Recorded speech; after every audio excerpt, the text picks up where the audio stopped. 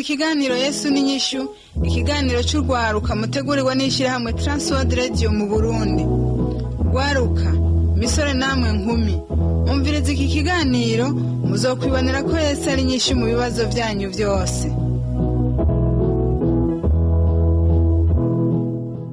Nshuti nawe mugenzi, mukunzi washimye kubana natwe, rwaruka musore nkumi, ndakuramukije amahoro y'umwami wacu Yesu Kristo abane nawe.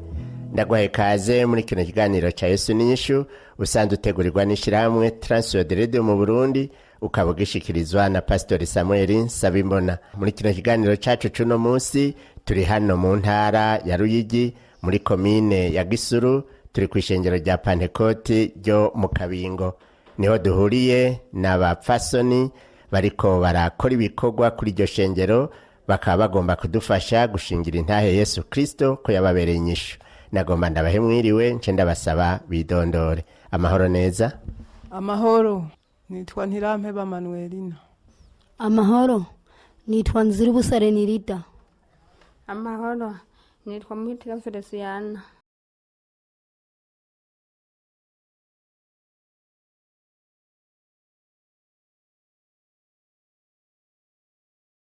Murakoze cyane. Naba rero turiko turagomba kuganira muri kino kiganiro YESU n'INYISHU. Wewe ga Manueline, iyo bavuze yuko YESU ari inyishu wumva iki? Jewe iyo bavuze ko YESU ari inyishu ndanezerwa cyane, kuko nanje yarambereye inyishu mu bibazo nari mfise. Sinzi kuri Renirida weho.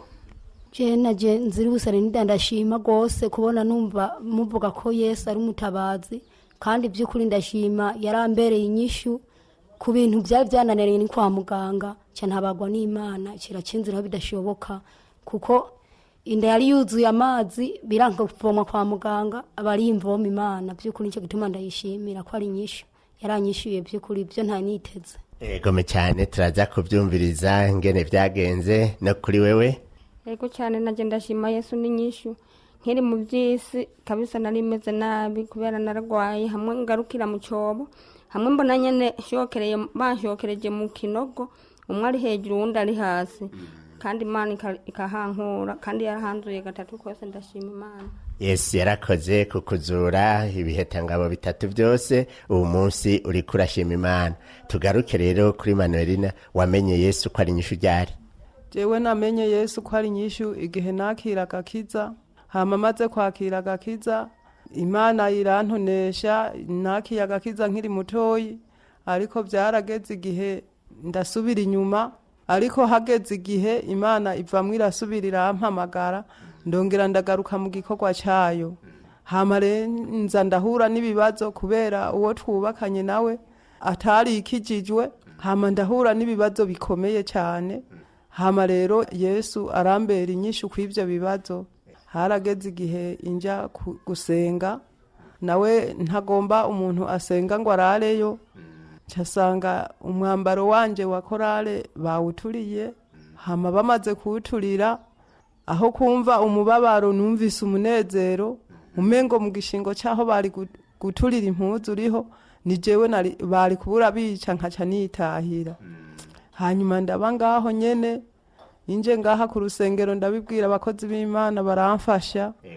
Imana yari yambwiye insinziriye ati ucuzi twari izo mpuzu zifukameko, abakozi b'Imana baci bagufasha gusenga. Hama rero bimaze kugenda uko maze kuza ndabikora nkuko byabaye, abakozi b'Imana bamwe bandongoye batangura kurira kubwizo mpuzu. Ico gihe twari mu masengesho y'ukwezi kose, hari mu kwa mbere. Uko kwa mbere kose bari bavuze yuko dushobora kukumara turi mu masengesho. Hama rero bacu baravuga ati igihe cyo kumariza amasengesho tuzoca tuza kuyamarira inyabitare kububwiriza.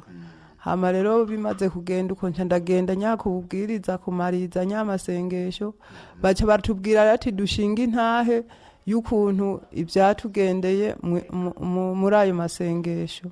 Hama rero nca numva ijwi rinsunika guhaguruka gushinga intahe, nca ndashinga intahe.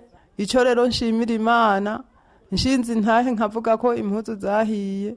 Baciye umukozi w'Imana umupasitori aca arahaguruka avuga ati izi mpuzu uyu muvyeyi tuzimugurire. kandi ishengero ryose rirababara nyene rirarira kwajiriye izo mpuzu bumvise ko umwambaro wa korale wahiye kandi atacu uzize. Hanyuma rero nca rero nshinze intahe rero baca baravuga ati barazingurira nyampuzu. Icaciye rero gitangaje n'ubu casize ubwenge ntaramenya imvuga ati Imana kweri sinzi ukuntu ibigenza bikemera. Abandi bavuze ati turabafasha baca batanga agasanduku uwo munsi nyene bagataha babafashije. Ariko jewe bace bavuga ati tuzomufasha ejo. Kubera twari dusanzwe dufise abashitsi ku rusengero rwaha nyene mu Kabingo. Imana nayo yari yagombye nabo bashitsi baje bakore ico gikorwa. Hama bamaze kuza rero baciye bampagurutsa mu ishengero bavuga ati hariho umuntu yarayagize ikibazo ati izo mpuzu tugomba tuzimugurire. Hama rero baca barabaza igiciro baca rero bavuga ati turozigura kandi mbere kugira tumara amazi satani tuzoca dushirako n'ikirato ati guhera ku mutwe mpaka ku kirenge. Hanyuma rero baca baranyambika kweri impuzu ubu ndafise wa mwambaro wa korale narawurose. Hanyuma rero kandi na hamwe ku masengero hose kandi bace bashira kandi gasanduku nako nyene baramfasha kandi. Nico gituma mvuga ati Yesu yambereye inyishu. Nta cizero nari mfise ko nsubira kuronka umwambaro wa korale kuko nuwo nari ndawurose ncumukuye. Hanyuma kandi kubijanye n'uwo wo muhira nawo kandi byambereye igitangaza ariko arambwira yiko mwijoro asinziriye ashobora kubona umumarayika aje akamubwira ati impuzu zanje wazituriye ati ko wazituriye nawe uzosha. Hanyuma haragera igihe nyene amera nk'upararanganya akavuga amajambo umengo ntatumbeye ariko mugani kubera nyene satani arihana agaca avundagara kandi agasubira kugwa. Ariko byose ndabikesha Imana ndazi ko Imana izobinkorera. Iyo niyo ntahe yanje. Mana nihabwe icubahiro. Urumva yuko tuvuga yuko Yesu ari inyishu y'ibibazo by'umuntu uwo ari we wese, kandi iyo hari ibibazo Yesu nihaseruka kugira ngo atange inyishu. Yarakoreye ibidasanzwe Manuelina, kandi urumva yuko yakugiriye neza. Mbega umunsi Manuelina umenyana na Yesu wiyumvise gute? Umunsi menyana na Yesu byambereye igitangaza. Urumva ko nabari nakijijwe nkiri mutoyi hama nkasubira inyuma. Hama maze gusubira inyuma nari nakuze nigisha abana bato. Hageze rero ko nja narabigisha. Hama rero duhuye n'umwana nigishije. Acarambwira ati mbega uracabandanya kwigisha abana? Ndamubwira ati narasubiye inyuma. Acavuga ngo ngo mbese ngo warasubiye inyuma kandi wahora uri umwigisha wacu. Hanyuma rero amaze kumbwira uko wamenga ncumisi inkota mu mutima.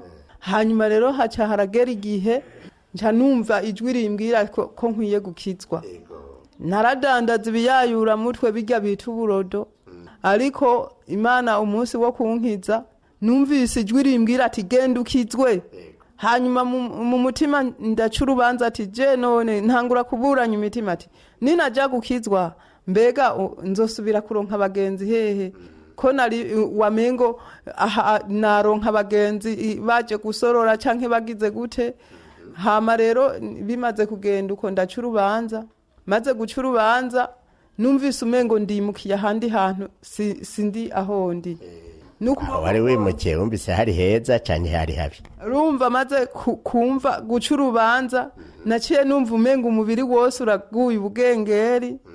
Hama rero nca ndabwira umwana twari kumwe muhira, wewe yari isanzwe asenga, ati genda umbwirire hariho umukontagita rero niwe ari mwarimu wacu ubu, niwe yakwirikirana abantu bakizwa canke bagwaye, kuko bari mu ntuze mu gikorwa c'abakwiza butumwa. Hama rero nca ndamubwira ati genda umumbwirire rero aze ansengere. Nyamwana caragenda caramukena aje, nca ndamubwira ati wamubonye ngo ya. Nca ndamukarira nyamwana ndamubwira ati ugomba nsubire kandi gusubira kandi mu byaha kandi nari naciye urubanza ngize genda umuzana. Caramuzana rero, hama hageze rero acaransengera. Kuva nsengeye rero naciye nkizwa, ubu ndi umuririmbyi. Ndabishimira Imana gose naciye nsubira kuba na wa mwigisha w'abana nyene kandi ivyo bikorwa ndabinezerererwa rwose numva umengo naho uwo mbwira turanyica umbuza kuza kwigisha abana canke kuririmba ninjya ndemera nkaziheba nkaza gukora ico gikorwa Imana yampaye ndabinezererewe rwose. Yesu nashimwe kunezerererwa ibikorwa, gushimira Imana yakurokoye ikagukura mu vyaha no mu buruhe bw'ivyo vyaha. Kuri Renirida nawe wamenye Yesu ryari?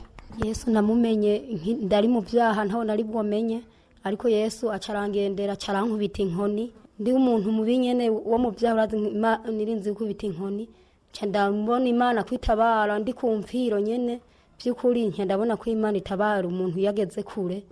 Narashimiye Imana kubona inkubita inkoni ca ndakira gakiza. Mbega wibaze ko yagukubise iguhoye ko wari wakoze iki?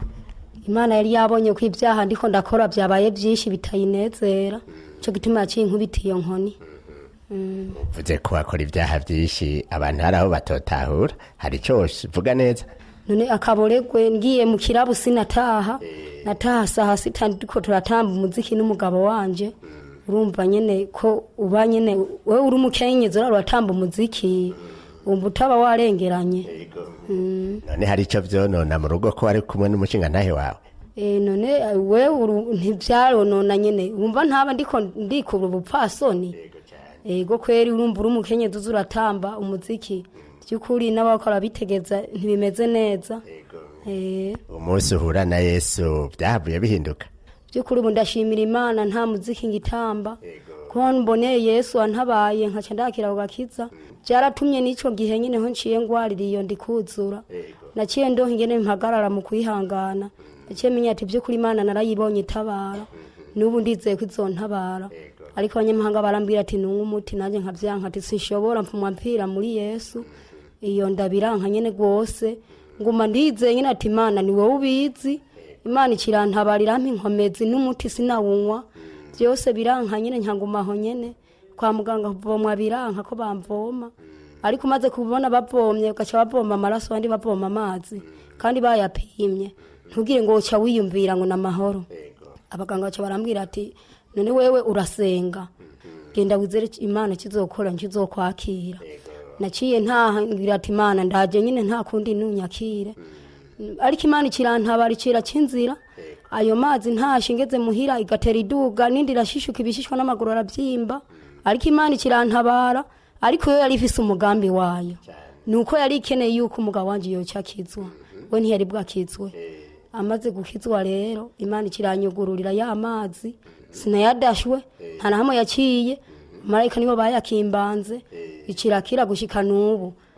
Imana ndokwama ndayishimira nzobura cyo ndayiha, ariko nongera mbwira abandi yuko Imana atanakimwe kinaniye. Ego kwe waje ubona yanda iretse kuvyimba? Inda yagiye iraho kwa buke buke, ariko yuzuye amezi 3 yose iziragenda buke buke ivamwe iraho kwa nyene rwose usigara taniki. Hamara abadogiteri baca barabumvise ko yahochwe natashe, baca baravuga ati wa mukenyezi yanda yarahochwe, baca bavuga ati yahokeshejwe niki ko hano byo byarase ko tumuvoma.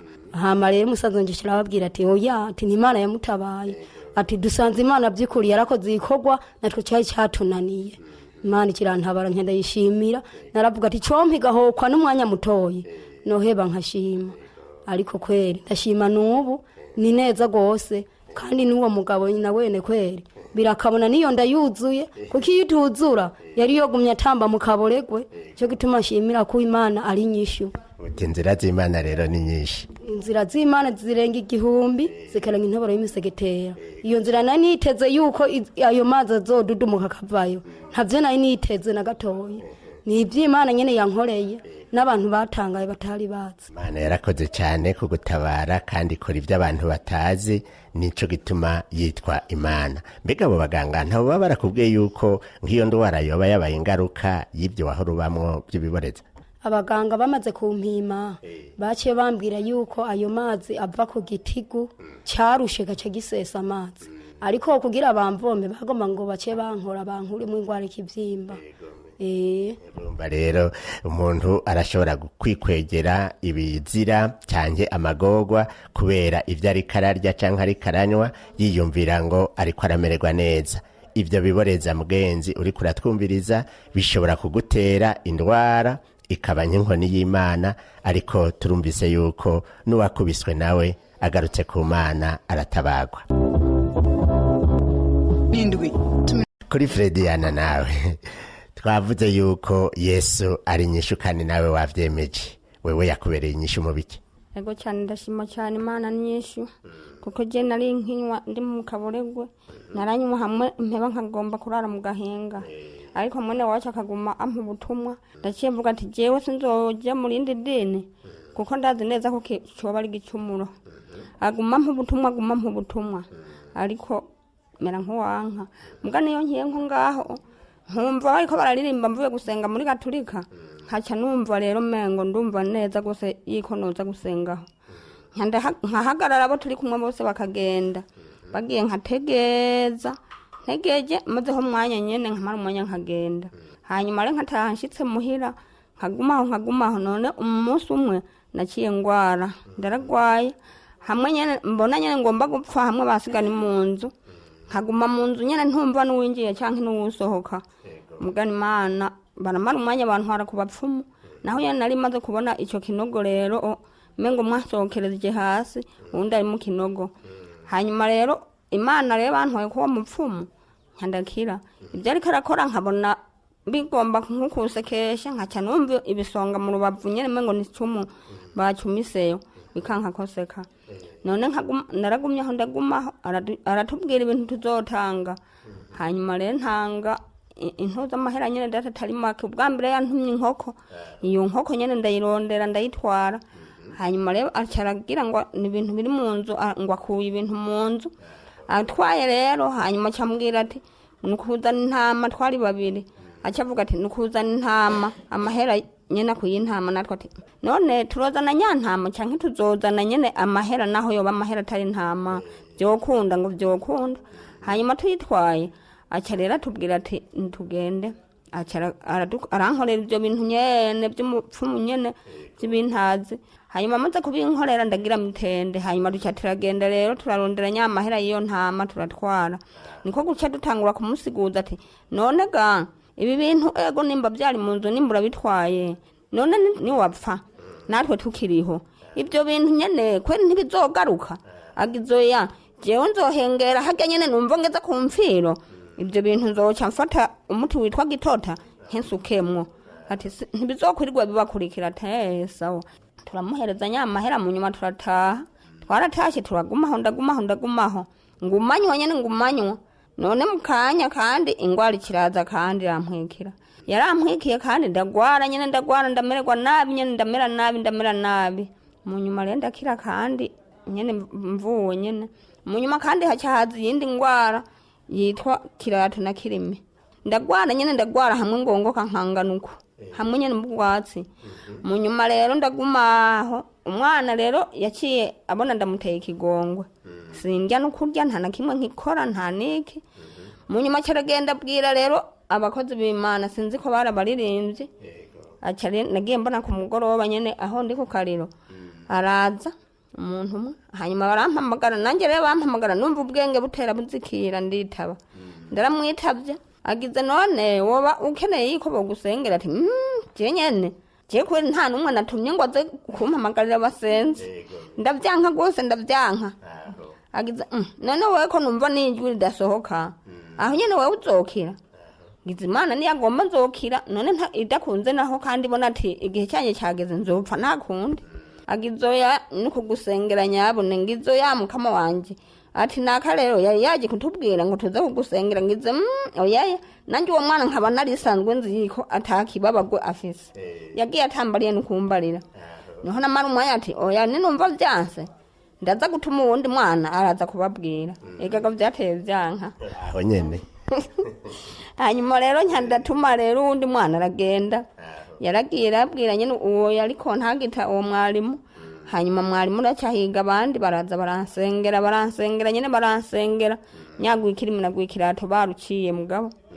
none mu nyuma rero basengeye abo twahora dusangira inzoga ngo muganiriho ngo ntiwagiye gukizwa ngo ngo imana ngo hajyaho ngo rero ngo ntiyari kugukiza ngize aha imana ntimenya ukuntu yamenya yiko jewe aho izontwarira ati kumbure hano naho yoba yabonye nturangiza neza kabisa kweri je nahisemwo ngo uragaruka ngo nta na kimwe ngize je sinshobora sinkigaruka mukamo wanje tuyakwera imana yankuye kure ndanka nyene gose ndanka none rero ubwa gatatu rero niho hacahaza rero nyene mu nyuma nako riho ntarakira nyene ibyo byikirimi na kirato haraburubara kwa musazanje hanyuma baca bambwira ati wewe rero ko ibintu uzanye bihako byase gukira ati we ntuzokira utanyoye uburodo oya je sinshobora kunywa uburodo kwera ndarakijijwe mbwasi nabwo ninjire mu rusengero oya nari nkiri muhira nyene ndanka gose ndanka kubera nyene bagumye banzomera ngizo ya data ngaho ndabunywa sinari bwo nje mu rusengero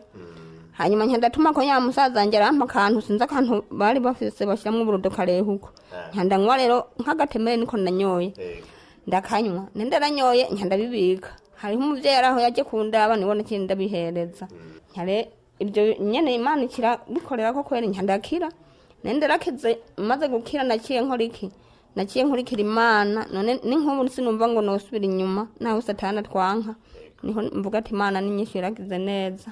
Yesu yarakoze kugutabara naho byaciye kure umuntu ariko ariyumvira ati kugendana na Yesu mu buzima bwanje wewe umaze kumwakira wafashe ingingo ikintu cyahindutse oratira abandi n'igiki ikintu cyahindutse je ko ndaheba nkaza ndashingira intaha abandi yiko nari mu kaboregwe kandi navuye habe ariko nabo yiko bokizwa bamwe barigeze kuza abandi nabo baramara umwanya bake baraheba eko none nk'igihe abantu baza kukubwira bati tugusengere kandi ubabaye mugabo ukavyanka wumva babitumwa n'iki satani nyene niyo yaciye imera nk'inkubita kugira ngo irabe yiko nopfira mu byaha mugani narayigwanije ko yarakoze imana yarakoze ni naco gituma tuvuga yuko Yesu ari inyishu y'ibibazo by'umuntu uwo ari we wese tugaruke rero kwa Manueline uti jewe ndaheza rero ndatangura gushingira intahe n'umugabo wanje kugira ngo amenyane na Yesu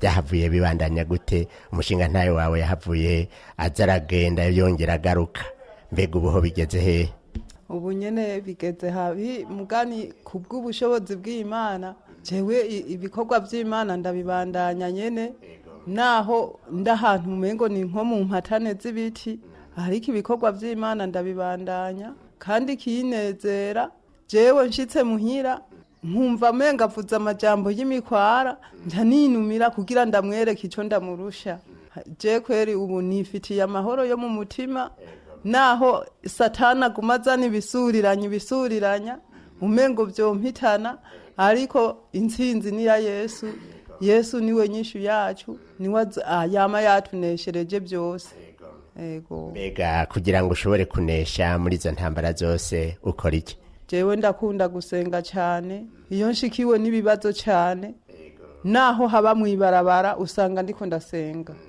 kandi iyo ndi muhira nta mwanya na muto uhera ntakubiza imbere y'Imana nkayereka ibibazo mba ndimwo n'amageragezwa mba ndimwo hama rero Imana igacicisha ahayo nyene igaca intabara nkaza nisanga Imana yantabaye ego mbega hari nka kimwe wibuka Imana yoba yaragutabaye nyene ukabibona iki Imana yoba yarantabaye nkakibona ni byinshi ndiko ndashinga intahe ryorenga ndiko ndashingira intahe tubwire bikeye kuvy'Imana yantabaye kuko jewe ndi umuntu nkikizwa Imana yaciye impa ibanga ryo gusenga kandi cimpa gusengera ishengero none rero bimaze kugenda uko nk'iyo mfasha gatoshi na Bibiliya ngo nsenge haba ndiko nkaca nsenga uwo muhira yaca afata nyabi Bibiliya hagaca abita nka hariya na nyakoroboyi canke agatosha agaca kamena ariko kugeza ku iyi saha ndasenga kandi akacabwira n'abana ati muramurarizinga murabona ko uno munsi yinjiye mu cyumba ariko arasenga ico ndagishimira Imana gose aravuga ati muramurarizinga mugani ikintu nkisenga Imana kugira inyugururire neza nico kurara ku rusengero ico cone kweri kiracambereye intambamyi mugani haracamwo rimwe rimwe nkaza kare ntibyakunda ikindi nashimiye imana yampaye kubera turabigisha b'abana haraheruka igikorane mu Ruyigi naragumye nsaba kurya nyene umuntu asaba nkaguma nsaba mvuga ati nkamusaba ati mpagahusha nanje nzogende mu gikorane akambwira ati ntigikunda kuva ngaha wewe nta gikorane uzotaha hama nca ndaja ko ndamusaba ngiza ati none ijambo ry'Imana rivuga ati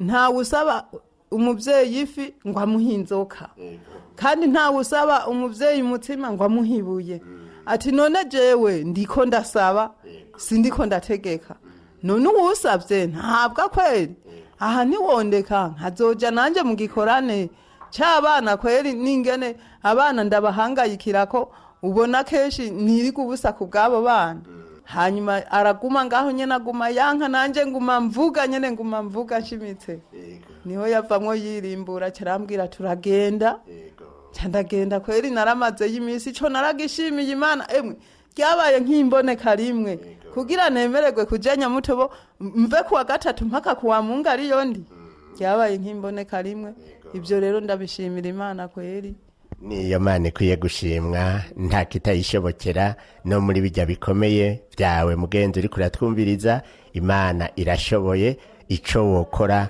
nuko wokwihangana kandi ugasenga nk'uko umupfasoni yabikoze ariko rero ukaba wumva yuko ikintu nyamukuru gikwiye kuja imbere nuko wokwakira Yesu nk'umwami n'umukiza mu bugingo bwawe mugenzi nawe ukakira agakiza kuko ariyo ntango yo gushobora gusaba ico ukeneye umwami Yesu Kristo akagigukorera mu gihe rero wowe ugomba gufata iyo ngingo yo kwakira Yesu nk'umwami n'umukiza mu bugingo bwawe canke ufise ikindi kibazo ugomba yuko Yesu yokubera kunyishu nagomba uce bugufi dufatanye nawe gusenga mwami wacu Yesu Kristo ndagukengurukiye cyane kubw'umuntu yakurikiye kino kiganiro akaba yitahuye ko ari umunyabyaha akeneye kukwakira nk'umwami n'umukiza mu bugingo bwiwe numwemerere umuharire icyaha ciwe cyose mwami umwakire mu bana bawe umukure mu gitabo cy'abo gutsindwa n'urubanza umushire mu gitabo cy'abo kuraganwa na Kristo ubugingo budashira ibibazo vyiwe mwami ubimwishure intambara ziwe uzigwane guhera uwo munsi abona amahoro yawe mu buzima bwiwe kandi ku iherezo azoragwe ubugingo budashira ndabigusabye mu izina ryawe gera Yesu amen ikiganiro cyacu cyo kuri uno munsi tuyigarukirije ngaha ukaba ugomba kutubaza cyangwa kutwunganira utwandikire cyangwa udutelefone wanditse ukoresha agasanduku ka posta 1140 i Bujumbura canke email TWR Burundi @gmail.com canke naho utwandikire kuri telefone ngendanwa inomero 79 884 286 canke 69 671 277 izo telefone urashobora no kuzidutelefonako nkaba ndakwikibanuye ndakwifuriza umugoroba mwiza naho ubutaha umwami wacu Yesu Kristo akubera inyishu.